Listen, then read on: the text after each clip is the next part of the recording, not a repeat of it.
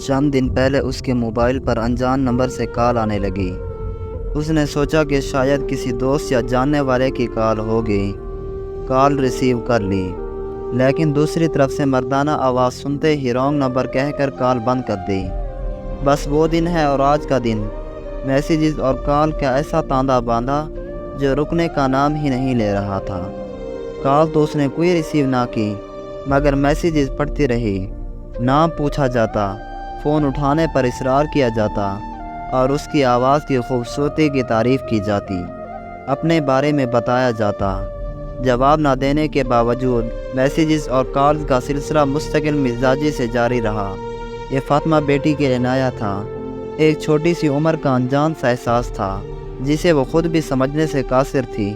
کیا ہوا اگر میں بھی ایک میسیج کر دوں یا پوچھ لیتی ہوں کہ کون ہو اور کیوں مجھے تنگ کر رہے ہو؟ یہ خیال اس کے دماغ میں آیا۔ رات کے 3 بج رہے تھے۔ اتنی بار اس نے میسیج لکھ کر مٹا دیا۔ عجیب کشمکش کا شکار تھی اور کسی کو اس سے بات کرنے کی بے چینی محسوس ہو رہی تھی۔ یہ خیال اسے نہ جانے کیوں انجانے سی خوشی دے رہا تھا۔ سوچ بچار کے بعد اس نے ایک میسیج ٹائپ کیا جس میں اس نے لکھا کہ کون ہے اور رات کے اس پہر اسے کیوں تنگ کر رہا ہے۔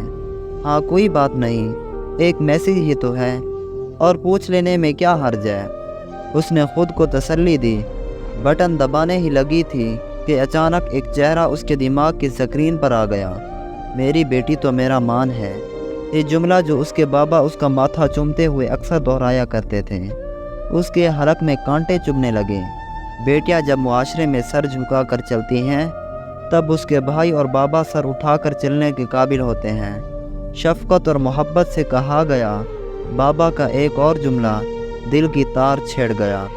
جب کبھی امی جی بابا کو اسے سر چڑھانے کا طعنہ دیتی تو بابا کی طرف سے ایک مخصوص جواب آتا تھا، فاطمہ بیٹی تو اپنے باپ کا غرور ہے، اور ہمیشہ ہی اسے یہ جملہ سرشار کر دیتا۔ اسے اپنا سارا وجود سنسان ہوتا ہوا محسوس ہوا۔ بڑی مشکل سے بستر سے اٹھی، پسینے میں شرابور اور لڑکھڑاتی قدموں کے ساتھ بالکنی میں جا کر کھڑی ہو گئی۔ میری بیٹی تو میرا غرور ہے، میری بیٹی تو میرا مان ہے، میری بیٹی بہت بہادر ہے۔ کانوں میں گونجتی بابا کی آواز اب تک سنائی دے رہی تھی۔ جی بابا جان، میں کمزور نہیں ہوں، آپ کا سر کبھی نہیں جھکنے دوں گی انشاءاللہ۔ آپ کا یہ مان ہمیشہ قائم رہے گا۔ آپ کی دی گئی محبت کا ناجائز فائدہ نہیں اٹھاؤں گی۔ وہ سرگوشی میں بولتی گئی، آنسو اس کی گالوں کو بھگو رہے تھے۔ اس نے جلدی سے اس نمبر کو بلاک کیا۔ سکون کے ساتھ اور احساس کے ساتھ اس نے ایک گہرا سانس لیا اور آسمان کی طرف دیکھنے لگی۔ رات کے آخری پہر تھے، کچھ دیر میں صبح ہونے والی تھی۔ نیچے صحن کی طرف دیکھا تو بابا جان تہجد پڑھنے کے بعد اللہ کے سامنے ہاتھ پھیلائے دعائیں مانگنے میں مصروف نظر آئے۔ بابا اللہ سے اس کی عزت اور آبرو کی دعائیں مانگے اور اللہ پاک اسے گناہوں کی دلدل سے نہ بچائے، ایسا کیسے ہو سکتا تھا؟ اسے اس لمحے اپنے بابا پر بہت پیار آیا۔ ان کی صحت اور سلامتی کی دعا کرتی ہوئی وہ وضو کے لیے اٹھ کھڑی ہوئی اور نماز ادا کی اور سکون کا ایک گہرا سانس لیتے ہوئے اپنے بستر پر چلی گئی۔